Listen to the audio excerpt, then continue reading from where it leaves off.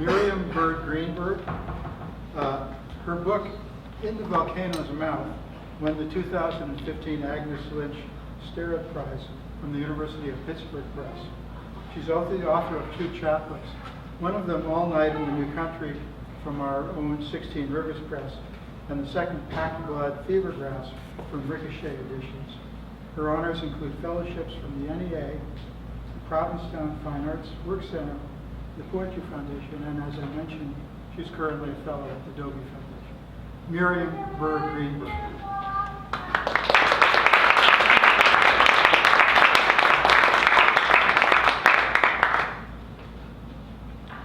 Hello. I wrote 1,000 clever things to say and have drunk so much coffee, I'm afraid, that come out in a vibration. I wanted to start by reading the Emma Lazarus poem, The New Colossus. But before that, I also wanted to start by talking a little bit about her because I knew nothing about her biography. She was the daughter of a wealthy Sephardic Jewish sugar merchant living in New York City when she wrote that, and was primarily a poet. But her family was descended from the 23 original Portuguese Jews who settled New Amsterdam when it was New Amsterdam, and they had come not from Portugal, but fleeing the Inquisition to the Netherlands.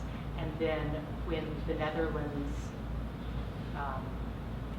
colonized what had previously been the Portuguese colony that became Brazil, they went there to Recife, which I think was the first, slave port in the Americas. And when the Portuguese reconquered Recife and that area, her, Lazarus's ancestors then came to New York, or came to New Amsterdam, and where they helped to found it.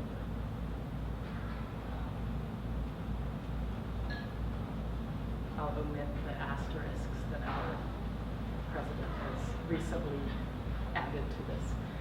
The New Colossus, not like the brazen glint of Greek fame, with conquering limbs astride from land to land. Here at our sea-washed sunset gates shall stand a mighty woman with a torch, whose flames the imprisoned lightning, and her name, Mother of Exiles. From her beacon hand glows worldwide welcome. Her mild eyes command the air-bridged harbor that twin cities frame. Heat, ancient lands, your storied pomp, cries she with silent lips. Give me your tired, your poor, your huddled masses yearning to breathe free, the wretched refuse of your teeming shore. Send these, the homeless, tempest-tossed, to me. I lift my lamp beside the golden door. So this is on my mind, and these sorts of poems are on my mind. This is a non sequitur for a moment to come back. Because inexplicably I'm getting married, and I feel kind of complicated about it, the sort of capitulation to that assimilationist urge in me that I suppose is, also I'm getting married to somebody who's extraordinary. And so my godfather gets these migraines. He said, he's spent his entire life avoiding being stuck in a car or an airplane. He said, I'm not coming to your wedding, get over it. But I have a gift for you. And so I think I'm not supposed to wear this until I've actually gotten married, but he gave me and my partner 2 wedding rings. And the story of the rings is that they had belonged to his mother and her first husband, who lived in Hungary in the 1930s. And as you may know, I believe Hungary was one of the last places to be. They believed that they would be spared the horrors of Nazi occupation. And in fact, they weren't. And so his mother, in I don't know when, I won't guess at it, his mother, seeing the writing on the wall, buried her nice things in the yard, including these wedding rings, and was taken to a work camp and then to Dachau, where she was a very lucky person. Oh, I tell these long stories. She was a very lucky person and was actually in a gas chamber when FDR had a heart attack. And the Nazis were really happy that day and said to everybody, go forth, you're free again. And back to the work camp, not out into the world. And her entire family, besides her, was murdered, her child and her husband. And she met later someone for whom that same thing had happened. His wife had also been murdered by the Nazis. And they fell in love and immigrated to America.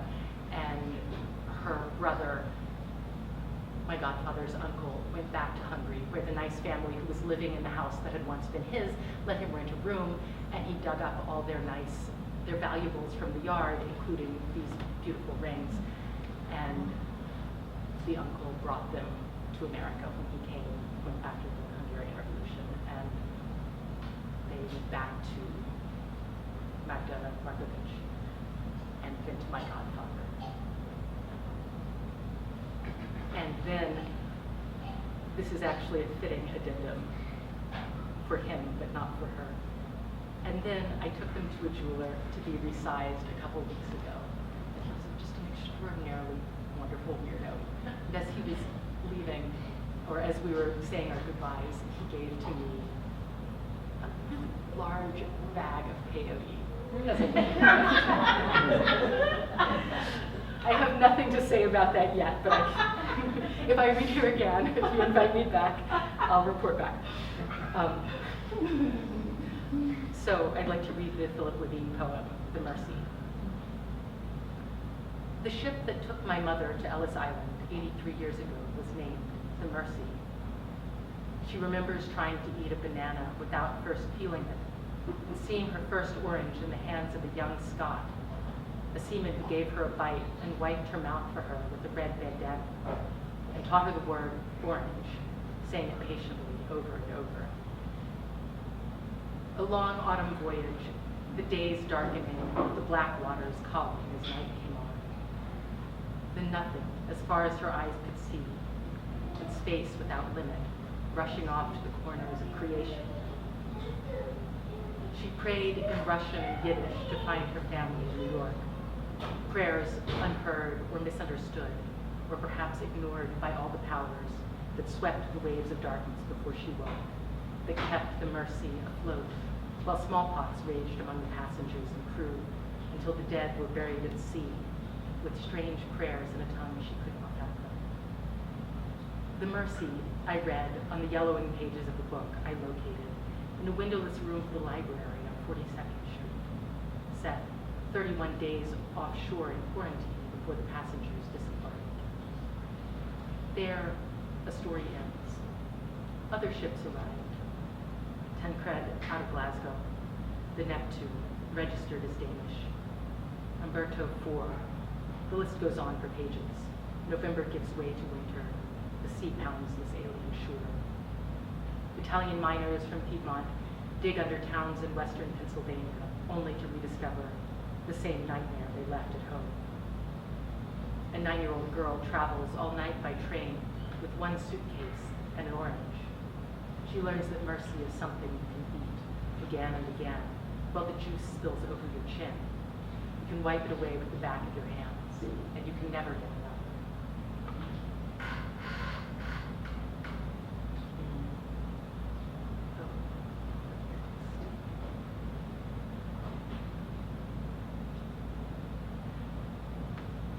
I'll go ahead to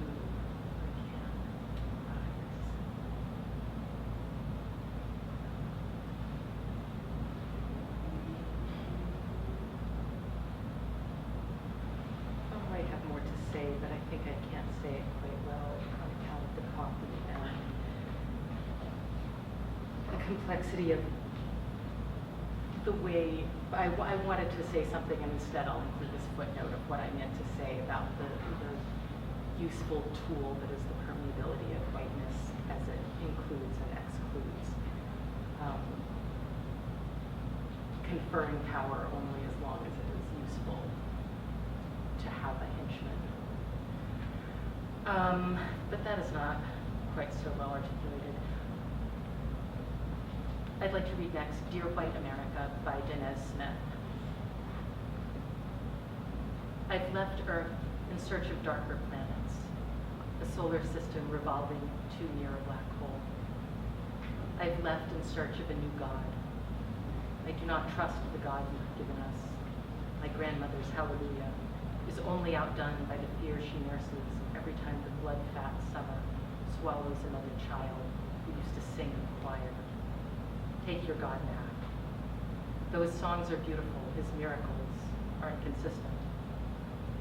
I want the fate of Lazarus for Renisha. I want Chucky, Bo, Nietzsche, Trevon, Sean, Jonala, risen 3 days after their entombing.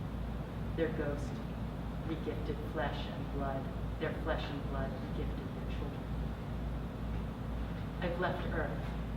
I am equal parts sick of your go back to Africa, and I just don't see race. Neither did the poplar tree. We did not build your boat, though we leave a trail of kin to guide us home. We did not build your prisons, though we did, and we fill them too. We did not ask to be part of your America, though are we not America, her joints brittle and dragging a ripped gap through oak. I can't stand your ground. I'm sick of calling your recklessness the law. Each night, I count my brothers, and in the morning, when some do not survive to be counted, I count the holes they leave. I reach for black folks and touch only air. Your master magic trick, America. Now he's breathing, now he don't. Abracadabra. White bread voodoo. Sorcery you claim not to practice. Hand my cousin a pistol to do your work. I tried, white people. I tried to love you, but you spent my brother's funeral making plans for brunch, talking too loud next to his bones. You took one look at the river, plump with the body of boy after girl after sweet boy, and asked, why does it always have to be about race? Because you made it that way. Because you put an asterisk on my sister's gorgeous face. Call her pretty, for a black girl, because black girls go missing without so much as whisper of where. Because there are no Amber Alerts for amber-skinned girls. Because Jordan boomed, because Emmett whistled, because Huey P. spoke, because Martin preached, because black boys can always be too loud to live. Because it's taken my papa's and my grandma's time, my father's time, my mother's time, my aunt's time, my uncle's time, my brother's and my sister's time. How much time do you want for your progress? I've left Earth to find a place where my kin can be safe, where black people ain't but people, the same color as the good wet earth, until that means something. Until then, I bid you, well, I bid you war. I bid you our lives to gamble with no more. I've left Earth, and I'm touching everything you beg your telescopes to show you, and giving the stars their right names.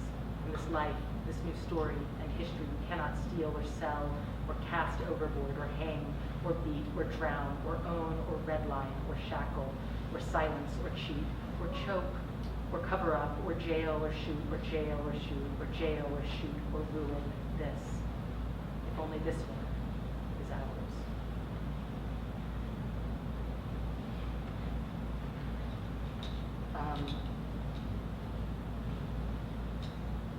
And then,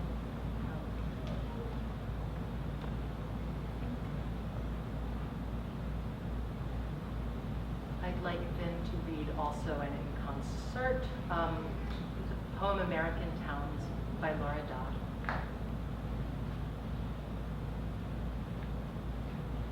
Seneca, Missouri, soft wash of casino jangle seeps through the Pontiac's cracked window. The map flutters on the dashboard, one corner grit soaked. A sparse Ozark wash of tawny green, a herd of buffalo lowing in the side pasture. Here is the voyage, conjured homeland to conjured homeland. No, not that clawed trajectory of the past, but a fierce conception that quickens and scrapes in inside just the same. The drive to Ohio will take 11 hours and 48 minutes, cost $195 in gas. Chillicothe in the subtle semantics of Shawnee, a tightly fist connotation. Clan name and principal city, all human systems working apart. Limpid sachet of corn tassels along the byway, historical markers beckon the reader to plunge an arm into the loam, tweeze with fingers to feel how fecund, no rocks to bend the plowshare.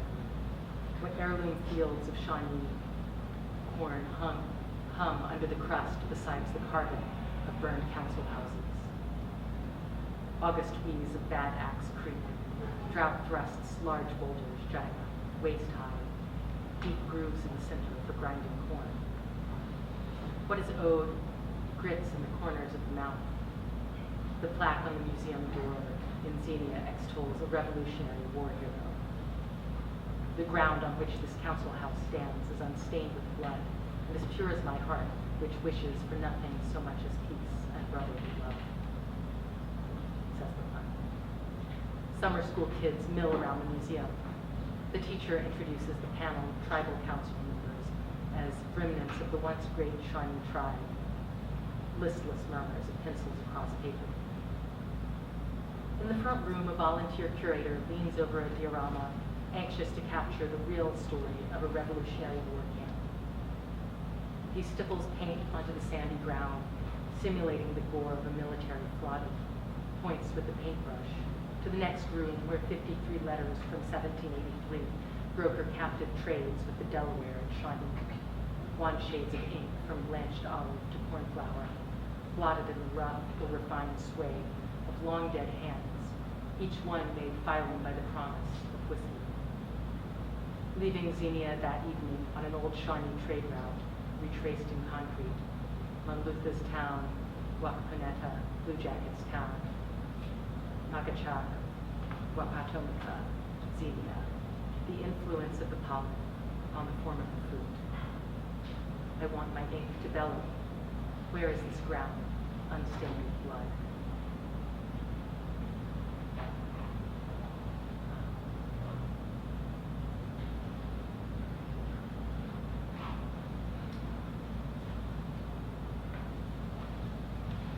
I have so many good intentions. The next poem I'd like to read is my own. It's called Spirit Level. A new country is formed on the banks of the old, and its stories are still seedlings. Its citizens wait for their private miracles to come to pass. The new parliament hustles its alchemists back from breaking rocks on the road and sets them to work. Meanwhile, everyone runs a little moonshine business on the side. Everyone pilots their narrow pirogue back across the river of the old country and waves at their neighbors from the opposite shore.